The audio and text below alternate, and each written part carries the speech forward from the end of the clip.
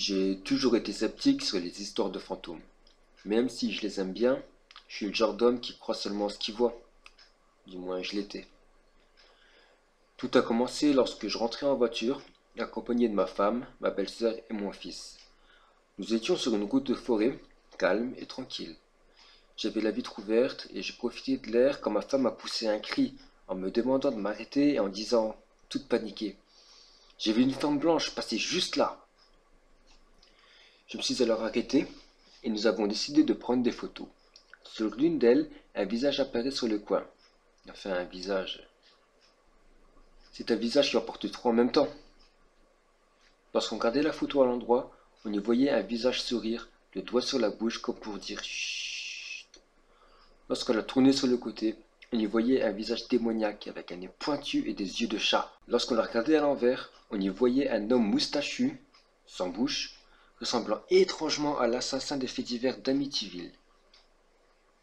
Pris de panique, j'ai accéléré et nous sommes vite arrivés à la maison.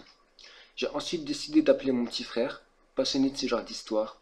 Il connaît énormément de choses sur le sujet, et selon lui, c'était pas un fantôme, mais une créature appelée Djinn. Alors qu'on lui envoyait les photos, des formes se dessinaient aux fenêtres, sur lesquelles se trouvait de la condensation.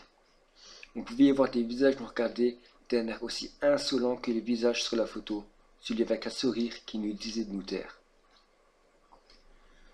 Nous avons passé la nuit à stresser, à avoir peur. Mon petit frère a raconté cette histoire à des connaissances qui travaillent dans le paranormal, qui en ont eux-mêmes parlé à un expert. Il a identifié cette chose comme étant une entité ayant été dérangée et vient les effrayer pour se venger. Il en a aussi parlé à un ami religieux qui en a tiré le même point de vue. Pendant des semaines, mon fils, âgé de 2 ans lors des faits, sortait de sa chambre en courant, hurlant de peur, des joues pleines de larmes et en pleine nuit. Nos animaux de compagnie regardaient dans le vide en grognant, ils se battaient sans raison. Depuis ce jour, on n'est plus tranquille, on a plein de galères. Il y a quelques mois, on est retourné sur cette route et on a pris des photos.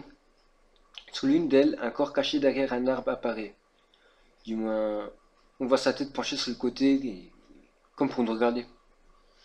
Sur une autre photo, c'était une photo d'une croix en monument aux morts d'une guerre. Un visage souriant apparaît dans les feuillages. Et c'était le même visage que celui apparu sur la condensation de la fenêtre de chez moi.